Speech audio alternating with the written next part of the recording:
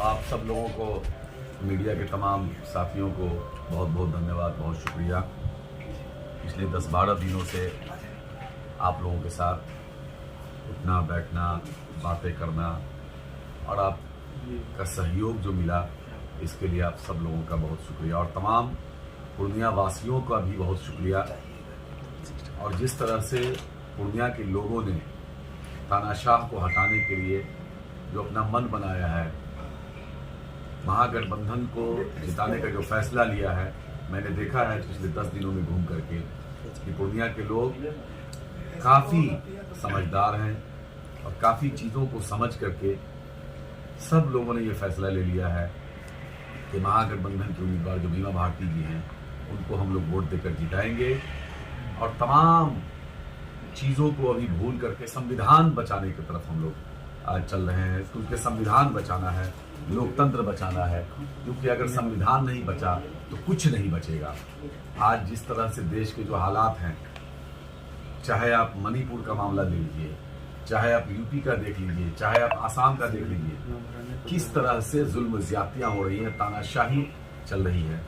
इन तमाम चीज़ों को देखते हुए लोगों ने फैसला लिया है कि सीधा सीधी, क्योंकि सब लोग जानते हैं कि थोड़ा सा भी वोट अगर बटा कहीं और तो उसका सीधा फायदा बीजेपी को पहुंचेगा, जो बीजेपी के जो अलायंस पार्टनर है उसको पहुंचेगा। इसलिए लोग अपने वोट को कहीं भी कोई ऐसी गलती नहीं करेंगे।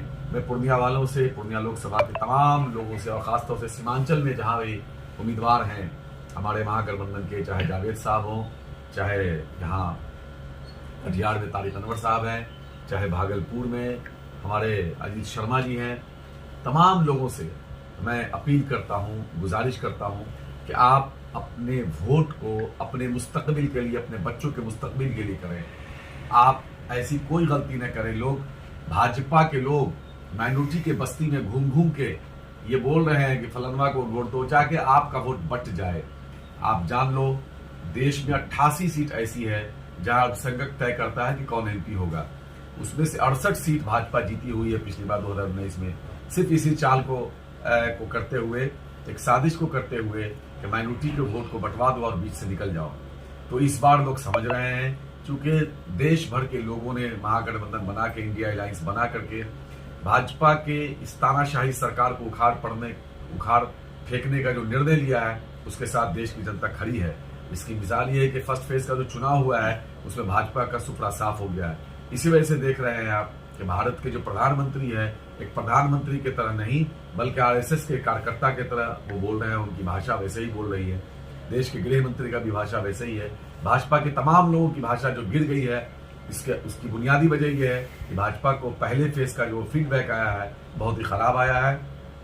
भाजपा हार रही है और सेकंड फेज में भी जो भी चुनाव हो रहा है उन सारे सीटों पर भाजपा हारेगी। मैं जिम्मेदारी के साथ कह सकता हूं कि महागठबंधन इस फेज में भी सारे सीट जीतेगी, कहीं कोई दो राय नहीं है। फिर से मैं अपील करता हूं आप तमाम पूर्णिया वासियों को, सीमांचल वासियों को कि अपने वोट को बर्बाद मत करना। आप याद रखना कि इस देश का मुस्तकबिल तय करेगा, इस देश का संविधान बचेगा कि नहीं बचेगा, ये इलेक्शन तय करेगा। आगे चुनाव होगा कि नहीं होगा, ये इलेक्शन तय करेगा। इसलिए छोटी मोटी बातों को छोड़ के ये निगम का और मुखिया का, पंचायत का चुनाव नहीं है, ये देश बचाने का चुनाव है, आपके अपने बच्चों के भविष्य को बनाने का चुनाव है।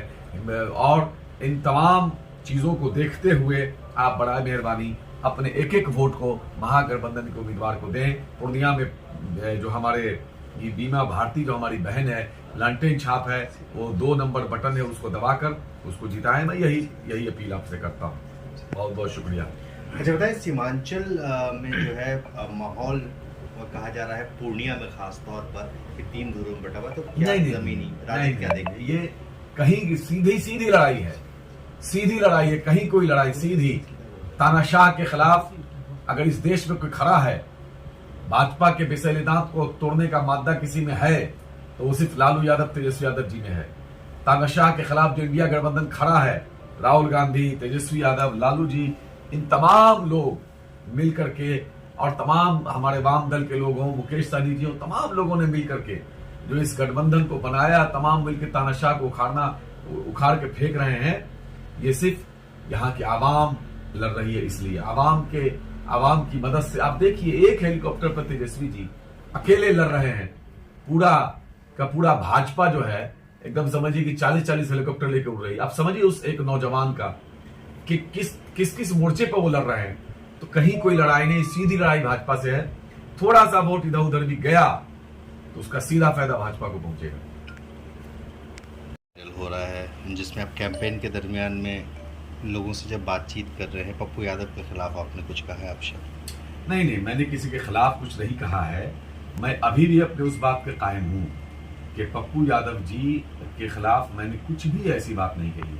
मैंने ये कहा है कि एक निर्दलीय जो उम्मीदवार हैं, मैं अभी भी उस बात पर कायम हूं कि वो भाजपा के एसेट के तौर पर काम कर रहे हैं और तारीख गवाह है कि जब जब भाजपा को जरूरत हुई है इन्होंने उसकी मदद करने का काम किया है, चाहे वो 15 का चुनाव हो, 20 का चुनाव हो या अभी भी हो। इसलिए और बाकी जो बातें न मेरा वो मिजाज है, न मेरा वो संस्कार है, न मेरी वो जबान है। पता नहीं किस संदर्भ में बात हो रही थी, कैसे वो अब निकल गई बात। एक्चुअली हम लोगों के यहाँ अपने घरेलू जबान में किसी को कारे नबी मारे, मतलब इस टाइप का एक हम लोगों के यहाँ बोला जाता है।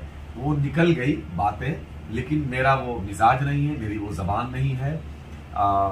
मैं इन चीज़ों को न बर्दाश्त करता हूँ, न इन चीज़ों से मैं सहमत हूँ। लेकिन मैं अपने उस बयान पर कायम हूँ कि भाजपा के एसेट के तौर पर वो काम कर रहे हैं, इसमें कहीं कोई दो राय नहीं है। पिछला तमाम मैं उन बातों को नहीं दोहराना चाहता हूँ कि उन्होंने निर्दलीय रहते हुए किस कानून को उन्होंने समर्थन किया था और फिर उसके बाद जब जरूरत पड़ी है वो उसको फायदा पहुंचाने का काम किया है। मैं उस पर आज भी कायम हूँ। आज भी वो भाजपा के एसेट के तौर पर काम कर रहे हैं। कल तेजस्वी जी का रोड शो था, कारी शोएब भी उनके साथ थे। कुछ मामला बीच में बना था, कई हुड़दंग पना भी हुआ था। क्या पूरा मामला था, एक बार समझाने की कोशिश करेंगे? आप समझ सकते हैं कि जो जिसका जैसा संस्कार होता है वो करते हैं लोग। इस तरह की चीज़ें नहीं होनी चाहिए। चुनाव एक लोकतंत्र का महापर्व है। इस पर्व को सब लोगों को मिलजुल करके मनाना चाहिए। और पार्टियां जो होती हैं वो किसी व्यक्ति से की लड़ाई नहीं होती, विचारधारा की लड़ाई होती है। हमारा विचारधारा बाबा साहब भीमराव अम्बेडकर, गांधी, मौलाना इकराम आजाद का विचारधारा है। उस तरफ जो लोग हैं, एनडीए के जो लोग हैं या एनडीए के साथ हैं, इंडिया गठबंधन से अलग जो लोग भी हैं, वो नाथूराम गॉडसे के विचारधारा के साथ खड़े हैं, वंजब ठॉस के साथ खड़े हैं। तो वही लोग थे जो नाथूराम गॉडसे के साथ खड़े होने वाले से आप क्या उम्मीद कर सकते हैं? आप वही उम्मीद कर सकते हैं जो आपने देखा है। ऐसे ही खबरों के लिए करें से 24 लाइव को सब्सक्राइब, साथ ही साथ दिए गए बेल आइकन को भी दबाएं। Thank you.